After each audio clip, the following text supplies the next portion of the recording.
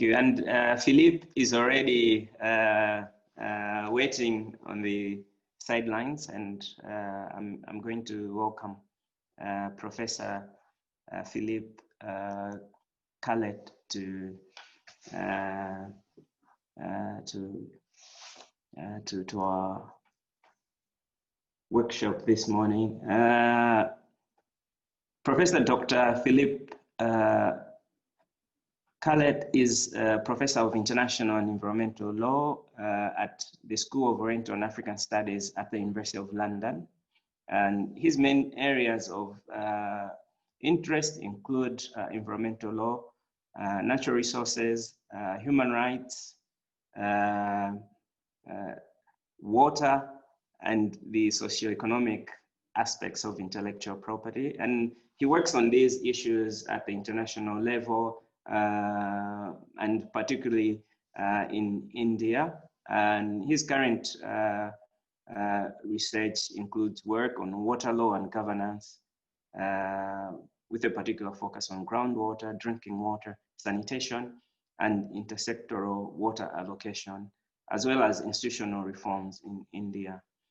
He has worked on equity and justice in environmental law, on biodiversity, including benefit sharing and biosafety, but also climate change and justice, which is the focus of the workshop this morning. Philippe, I would like to welcome you to our workshop this morning, and it is my privilege to invite you to speak to our participants this morning. Thank you. Thank you.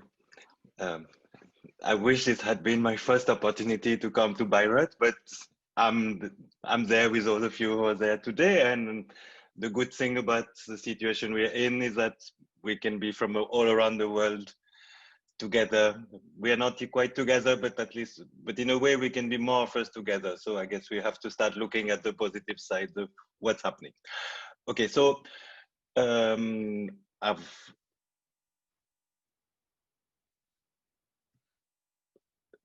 you seeing the shared screen? Yes. Okay, fine. So sorry, I missed Stephen's early part of the presentation. I'm sitting in London and I'm not an early riser, so I only joined late, but we had arranged to divide our two presentations, which were likely to overlap. So following the general introduction that he made, I'm now going to try and focus more specifically on some of the principles of the legal regime, the climate change legal regime, and try to look at the way in which there is a North-South justice context within them. Since I have limited time, what I'm going to do is select a couple of the main principles, and if there is more time or depending on the amount of discussion, I can add later to that. So first of all, now, just very briefly in terms of where do principles fit in and why is it that I'm choosing that as an entry point. Principles generally in international law are non-binding apart from some exceptions, but in a framework convention like the UN Framework Convention on Climate Change, principles provide very important guidance for the implementation and interpretation of the treaty. Much more important in our case, in a way, they define parameters for focusing on the development of new obligations that may be adopted later in the life of that framework treaty. And there is also that general expectation of good faith compliance with the framework one has. These are points which I suspect as of the 1980s and 1990s didn't seem to make much of a difference, because when the convention was adopted, everyone was there because they wanted to make some sort of an effort to move forward on a new environmental issue. There were obviously disagreements, particularly on the North-South basis, so it's not to say that it was all smooth sailing, but there was a certain commitment to a solidarity-based understanding of the global environment.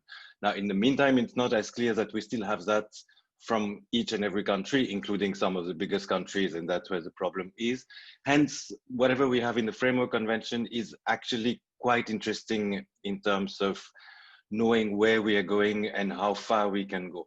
And here at the end of that first slide, I've just mentioned that specifically, I'll come back to that, specifically in the context of the negotiation to the Paris Agreement, leading to the adoption of the Paris Agreement, the fact that we had certain specific principles in the convention probably saved the day in terms of North-South justice related to the treaty. Now, principles that I'm looking at, or at least some of the ones I'll look at because I know I won't have time to look at all of them here, are mostly found in Article 3 of the convention, so that makes it easy for us to know what we're looking at, but also in the preamble in terms of the principle of sovereignty. It's always interesting because in principle, we don't need to say that sovereignty is the guiding framework for negotiating an international agreement. But clearly, if there is a need to restate it, it's because there is specific demand from negotiating states. And that makes it all the more interesting from our point of view in a context where we are talking about the most global issue, or at least one of the most global issues in terms of scope. I won't go through the rest of the Article 3 now.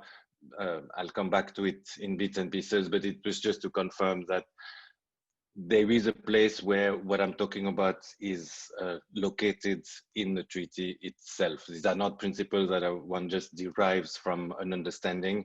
They're very much in the text.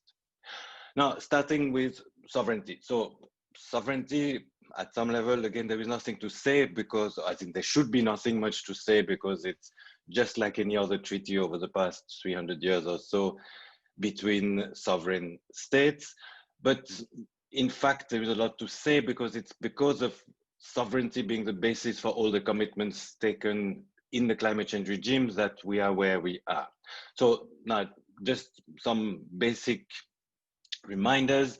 Sovereignty means that states are legally equal, and that means that there is no hierarchy between different states, which is all good from the point of view of the certainty of international law or law in general, but that doesn't help us in terms of understanding actual inequalities between states. The implication, or one of the implications of legal equality, is so-called reciprocity of obligations, which means that whatever commitments one state takes, all other states also take. So typically, Malawi will take the same commitments under a given environmental treaty as the US, regardless of either their political or environmental or economic stake in the treaty, or whichever other factor there may be. Third implication, extremely important for us in terms of climate change, is that concerns that are reflected only in terms of the global commons, so areas which are not under sovereign control, may or may not find a space in the interest reflected in the treaty. And that makes sense because sovereign states are, after all, concerned mostly about what affects them directly. So what we can assume at the outset is that issues of global interest will only be reflected in a treaty based or framed around the notion of sovereignty to the extent that it affects states' own individual interests somewhere. And that's obviously very reductionist in terms of looking at climate change. Sovereignty implies legal equality, so implies indirectly that duty of so-called good neighborliness. With good neighborliness, we understand that states try to help each other in not affecting each other, including on an environmental context, but that doesn't really help us too much in terms of taking cooperative and collective action on issues of global concern. Now, where do we stand in terms of sovereignty in the climate change regime? Because we have the repetition of the principle of sovereignty, but that doesn't really tell us what actually happens. The only handle we have is the only real handle we have on sovereignty for what's above us is the Convention on International Civil Aviation, which confirms what we already have in the preamble of the convention, complete and exclusive sovereignty by each individual state. So that's good, but that's only the airspace, and the airspace is not the atmosphere. Second thing, what is also confirmed here is that sovereignty only, obviously, there's no great discoveries there. Sovereignty extends only over the land areas that the state controls and territorial waters, because in terms of the law of the seas, they are part of areas that are under sovereign control. But immediately here we see that there is a legal fiction which doesn't help us, because if there is a little bit of the sea which is covered in the control that we assume states have, there is no reason why there shouldn't be more, or why there should be none in terms of climate change. I'm not even trying to go into other areas. Now, again, airspace is not at all what we need in terms of looking at climate change. It's not the right concept, and it's not what we're actually dealing with in terms of climate change. Now, the atmosphere in principle, we understand, is not claimed under sovereign rights, because that's never been done. Again, the only statement we have is that convention I just highlighted. On top of that, we are not quite sure in legal terms what the limit of the atmosphere is, as in it's not clearly defined. We just know that it meets somewhere out of space, and that's also where the limits of what we're interested in terms of climate change is. Now, in terms of the atmosphere, where do we stand? Or what are the pointers that we can use to know where we stand? At the national level, we have a few. We've had attempts in the past, and here I've taken a case from the state of Texas, 1958, extremely old, but that's also interesting because it's pre-climate change discussions, where we have here a very private matter, private property matter, where a landowner is trying to claim control over rainfall, but that is control over the moisture in the clouds, hence something which is immaterial, which in principle is not tangible because it cannot be appropriated physically. And there is, at that point in the 1950s, there was quite a few cases, at least in the US, where there's an attempt to move towards appropriation of something which could be extended to the atmosphere. Now, thankfully, that's not where we are today. But the reason why I wanted to introduce this is because where are we effectively? Effectively today, we are where the framework on the UNFCCC tells us we are, that the Earth's climate, atmosphere, climate, find that we could discuss the distinction, is a common concern of humankind. Now, common concern is a good start to tell us that we've moved beyond sovereign, individual sovereign interest. But in fact, common concern of humankind is nothing much more than forcing states to acknowledge that there is a global issue that needs to be addressed cooperatively, and that they must be part of the regime. And in that sense, it has worked, because the convention itself is a near universal agreement in terms of ratification. So we could say that there's been a recognition of that common concern dimension. But the problem is that it does not take us beyond the idea of sovereignty as such. Hence, we remain in that fragmented world, which does not provide a basis for addressing the issue cooperatively. Now, is there anything else? In the meantime, because things have gone from bad to worse, the International Law Commission has come into the picture in trying to discuss what happens to the atmosphere. And what they've come up with in their draft guidelines of 2018 is the idea that the atmosphere is a pressing concern. Now, okay, fine, we're still with concern. We've gone from common to pressing. It's the international community as a whole, as opposed to individual states. But first of all, we don't know more than that in terms of the definition. We don't know much more in terms of the definition. And clearly we haven't moved beyond the basis of sovereignty. So we remain within that context. There may be a general understanding that there is a common issue, but it's still to be addressed on the basis of sovereignty.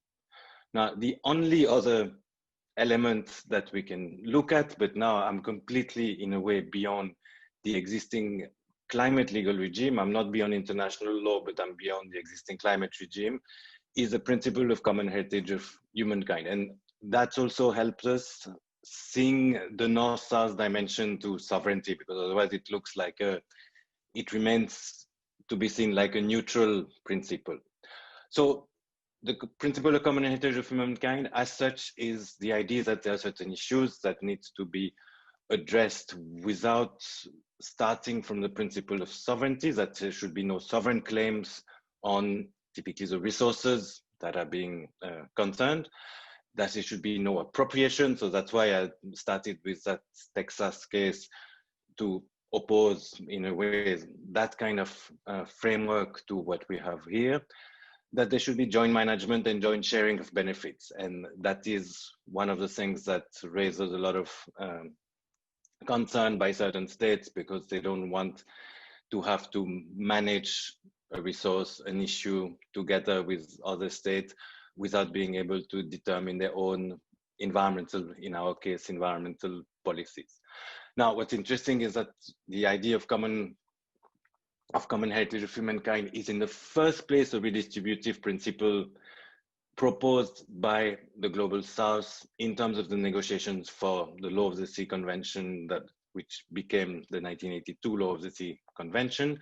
And it's an attempt to move beyond or against the idea that in the global common areas, the principle by which resources are claimed is first come, first served, namely whoever has more capacity to go and help themselves of a resource will have better access to them. So it was an attempt to say that certain resources or certain issues, because obviously it can be applied to both, are things which are so important and actually belong to humankind as a whole, rather than according to the accident of sovereignty, which whoever has sovereign control over certain specific areas, therefore should be addressed collectively.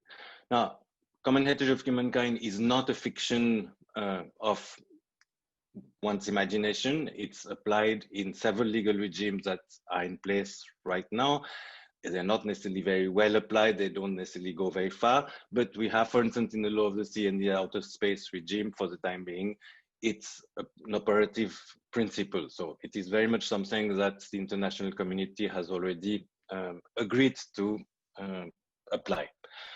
Interestingly, the principle of common heritage of humankind was also applied to seeds until the 1980s. Now, why is that interesting? Because the other two regimes I've mentioned in the previous slide were regimes where the resources were clearly beyond sovereignty, where nobody had ever claimed sovereignty. But in a sense, that's more or less what we have the atmosphere until now, because there's never been a formal attempt to claim sovereignty by states generally.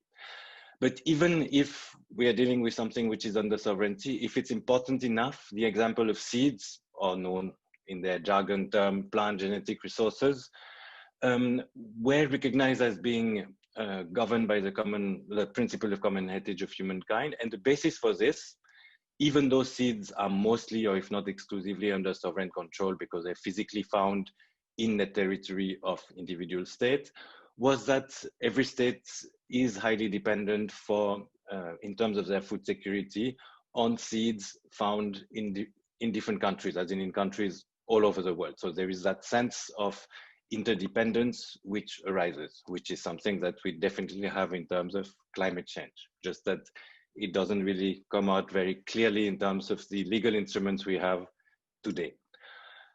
I guess in terms of where it is that we need to move forward when the climate change regime is strengthened, which at some point it will need to be strengthened if we are to address the issues in a better way than we do now. The first thing that will need to be done is move beyond that understanding of climate change being an issue which can be addressed through the heritage of individual sovereign interests. Common heritage of humankind may or may not be the principle that we want to use. There may be another way to think about the same idea, but common heritage is the only principle we have at present that allows us to start the discussion. The reason why I'm saying that it may or may not be the principle we want to take forward is because it's seen very much as being either a third world concept or a leftist concept. Hence, it may not be politically correct in terms of international negotiations. There may be another way to take the same ideas forward in a different manner, but the idea that we need to move beyond sovereignty is really crucial. Second thing I want to focus on, and I'll stop at that since I see how time is flowing so that we have enough time to discuss, is the one principle where climate justice comes into, is extremely visible. It's the principle of common but differentiated responsibilities, which essentially is where equity on a North-South basis comes out in the UNFCCC, okay, in the whole climate regime. So here I've just put again Article 3.1 of the convention, which reminds us that equity is translated into that principle of common but differentiated responsibilities and respective capabilities. And that what this means, I think there is at least one element which is taken forward here, is the idea that developed countries take a lead. So there is a clear sense that equity in terms of climate change is about a division between developed and developing countries. That really needs to be stated and restated very strongly, is a bad idea in the first place because the developed and developing country distinction has nothing to do with the issue of climate change. In the first place, it was very convenient because it happened that developed countries had contributed much more to climate change, to the buildup of greenhouse gases over time than developing countries as a group. But that lack of differentiation between or within the groups has made life much more difficult from the start, on top of not being an environmental category. But there is actually something positive to be said about the climate change regime, particularly compared to other environmental regimes, which don't go beyond that simple division between developed and developing, is that the climate change regime also recognizes the category of vulnerability.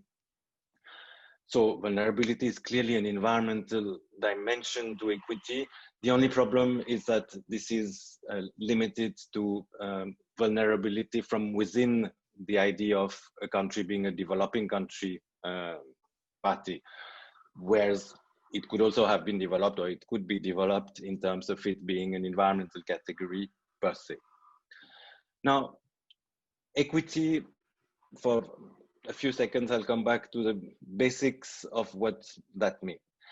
First, there is the type of inequalities which are reflected in climate change, which need to be addressed. So there is an inequality in terms of the contribution, past and present contribution to climate change. There is inequality in terms of the vulnerability to the impact of climate change.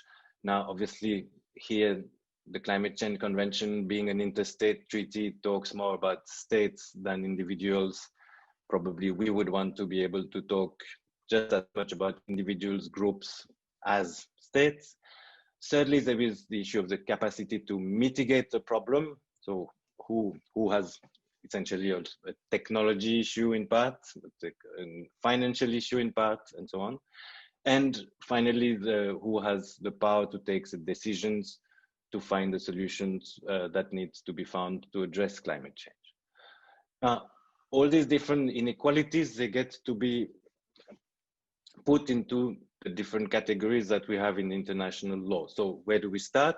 The starting point is, unsurprisingly, again, that's coming back to what I was saying before, formal legal equality, because we are dealing with sovereign states. So essentially, the form of equity which is currently applied in international law is the one which says that what is equitable is to rely on formal legal equality. Now, another way to look at it is to say that what we're not interested in is the framework, but the result. And that's where substantive equality can help us in saying that we don't want to look at whether states are legally equal, but whether the measures that are taken to address an environmental problem leads to results which will be equal, or which will lead to results that are substantively equal.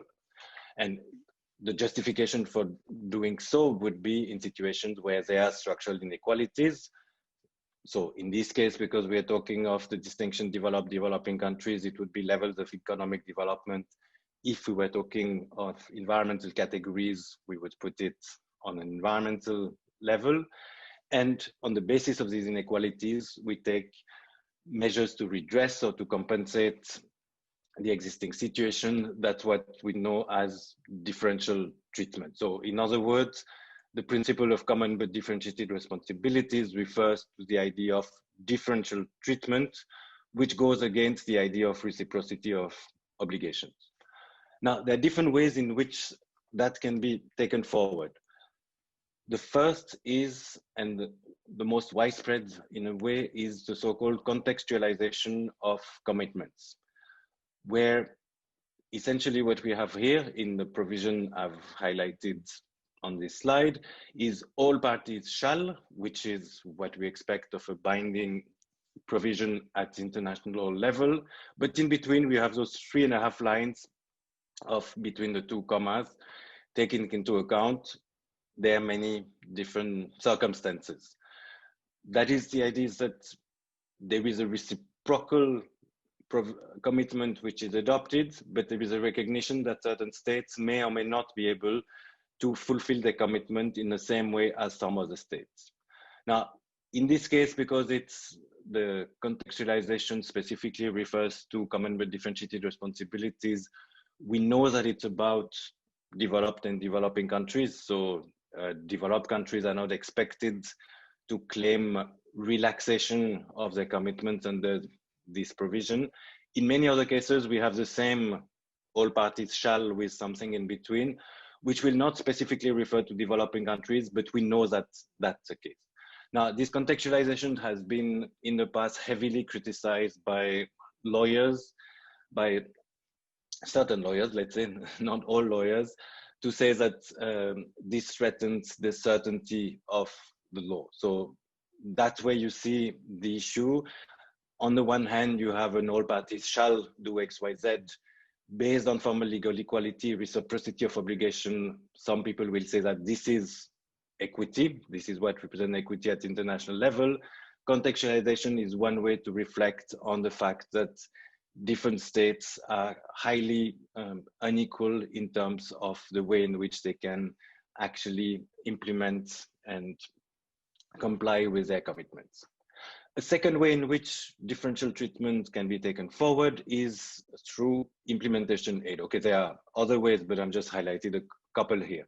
So here, the commitments themselves are not changed, but so they may be reciprocal commitments where everybody takes on the same commitments, but there is an additional commitment in a way, always here by developed countries, to say that, fine, we know that it may be difficult for some countries in the world to comply with the kind of commitments that are being agreed. We'll put in the financial and or technological resources that are needed, okay, the technology transfer framework that are needed to ensure that these commitments can be applied and implemented in a similar way in all parts of the world.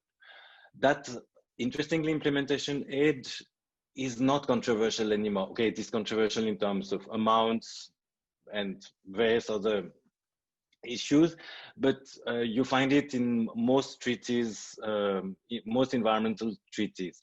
And specifically in the climate change regimes, there is a plethora of different aid mechanisms. So that's a way that's been now understood as being an appropriate way to deal with that justice element or that injustice of the formal legal equality which sovereignty implies. Now, the main or the strongest form of differentiation that we can have is when we have actually different commitments by different groups of countries. Now, this is something which is relatively unusual, and the climate change regime is one of the few, not the only one, but one of the few and one of the most visible where such provisions were adopted, as in the case of the Kyoto Protocol, where certain parties took on a specific commitment. So here, a commitment to reduce their emissions by 5%, while other countries, in concrete terms, developing countries, did not take on that commitment. Now, it's the most advanced in terms of changing the structure of legal obligation at international level. Unsurprisingly, it's the most controversial. It's also one of the reasons why the US in the first place was very much unhappy with the result of the Kyoto Protocol. In fact, the US was already pushing in the 1990s, late 1990s, for some countries at that point, more Latin American countries, to take on some sort of commitment. The US saying it's not fair that these countries that are XYZ, because more developed economically than some others, should not do anything when we have to do something. So that issue of equity and justice very much being prominent, and also differentiation leading to counter reactions.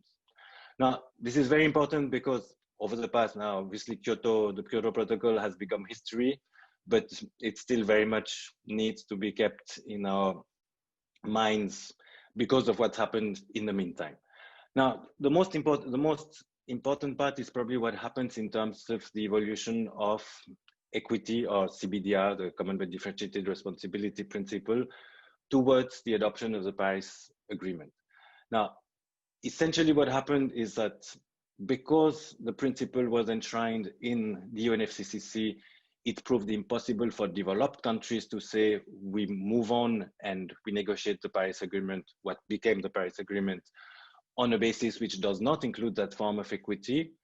And developing countries were eventually able to say that that won't work.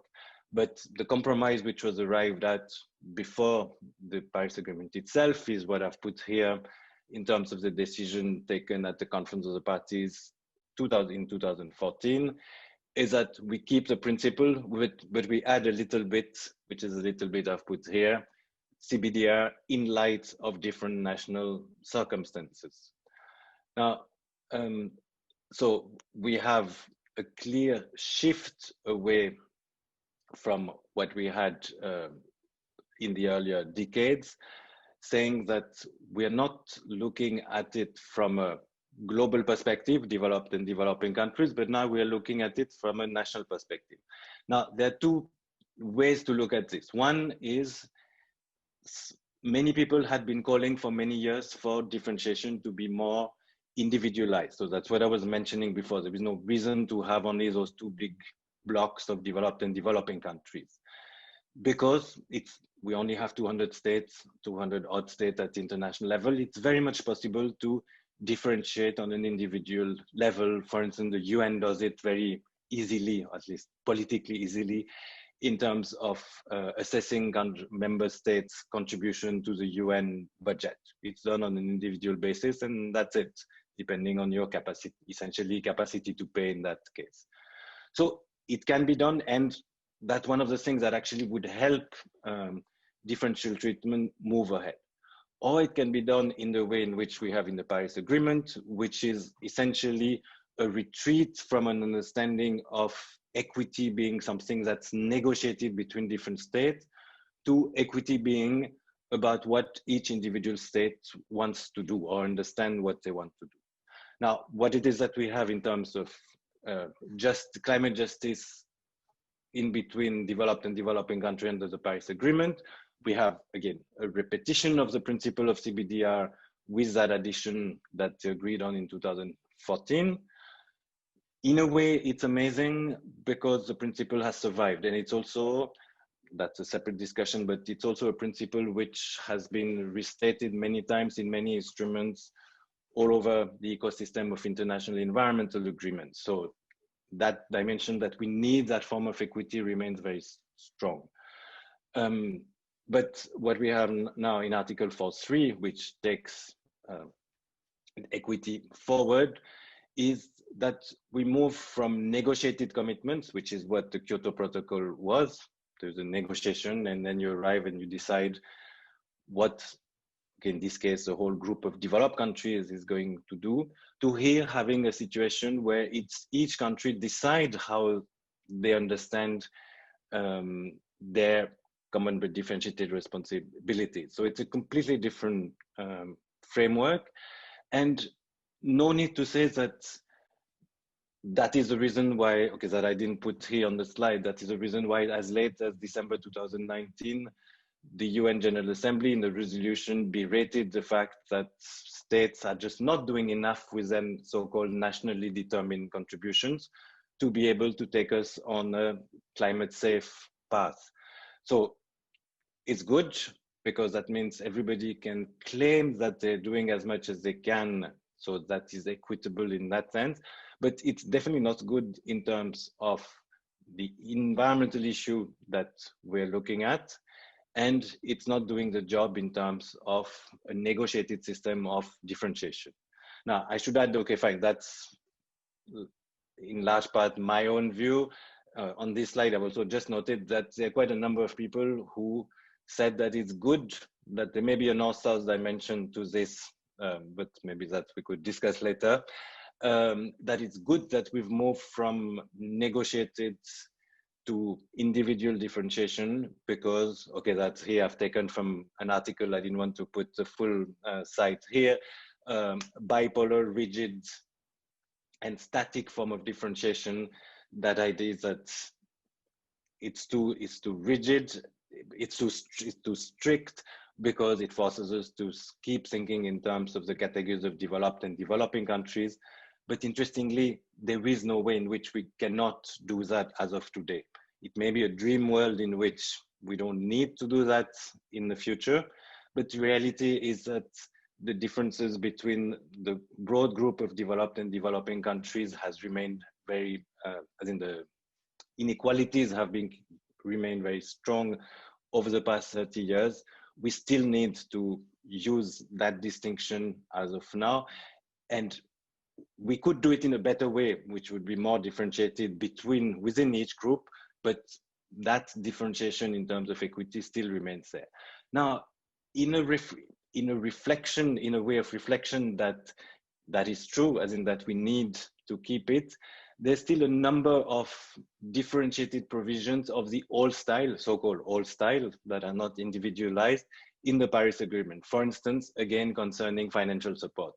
So you do understand that there is a clear political dimension to the way in which CBDR has been framed. Obviously, CBDR is extremely political in many ways, but the fact that it remained in its as a principle and as a mechanism of implementation of the commitments confirms that the North-South dimensions, the equity dimension of the regime have not been solved, even as the problem of climate change has also not been solved. And I'll stop here because I think I'm just at my 40 minutes, but I'll stop here. Okay, Philippe, thank you. Thank you for that. It shows how complex these principles that are supposed to guide some of these law-making and policy-making initiatives. I mean, how complex they are. I mean, they're supposed to simplify, but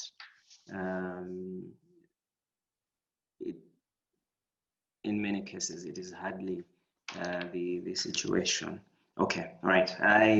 I see a couple of questions in the chat, and the first is from Dr. Nicholas Orago.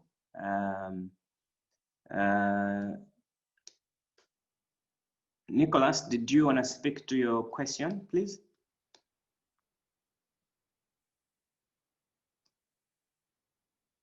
Okay, I think I understand. Okay, but all right, okay. So,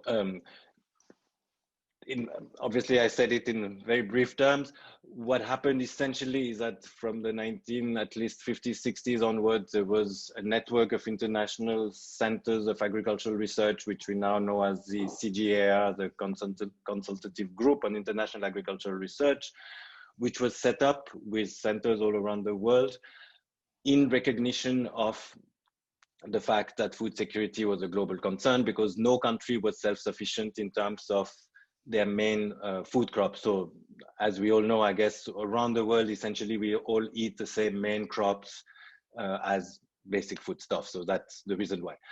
1980s is the beginning of the biotechnology industry. I guess actors quickly understand, including political actors, quickly understand that this is going to be a game changer in the field. So in 1983, they go to the FAO and they say now is the time to make sure that we confirm the existing legal principle by which we have been functioning and we enshrine it into a legal instrument. This becomes the so-called international undertaking of 1983, which says that seeds are a common heritage of humankind.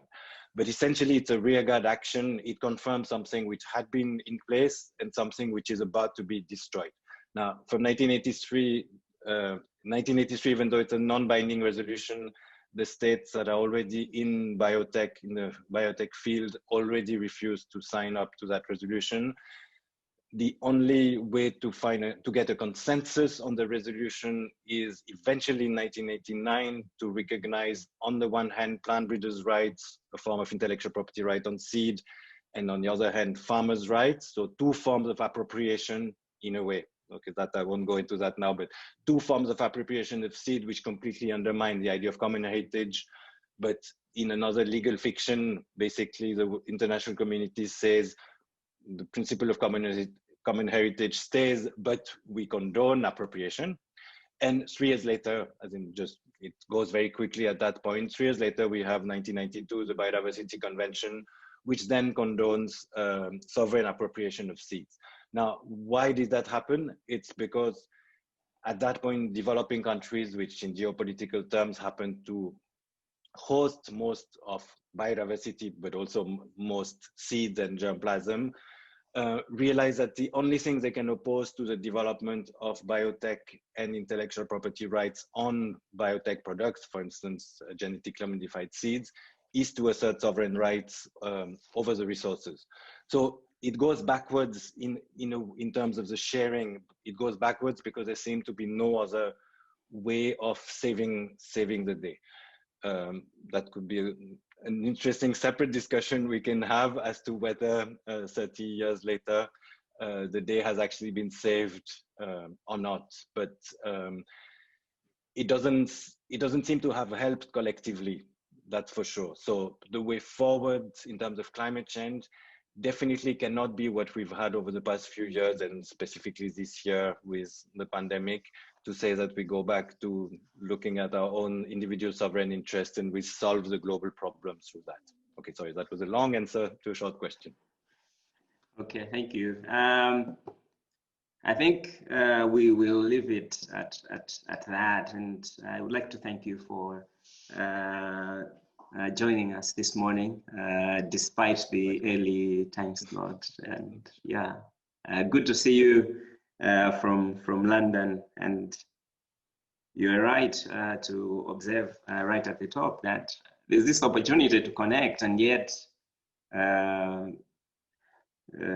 it's different. I think I'll leave it at that. Okay, all right. Thank you. I would like to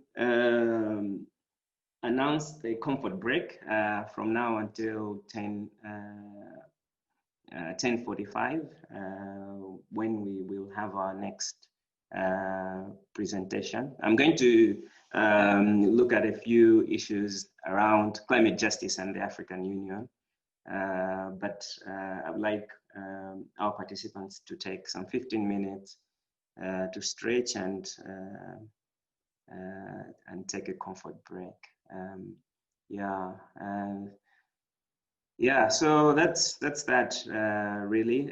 We are being joined by Rosalind later on, Philippe, and also Patricia, Kameri Mbote, and Nicholas Oguke, whom you have met at SOAS before. So yeah, okay, good. So we speak later, and goodbye. Okay, all right, bye.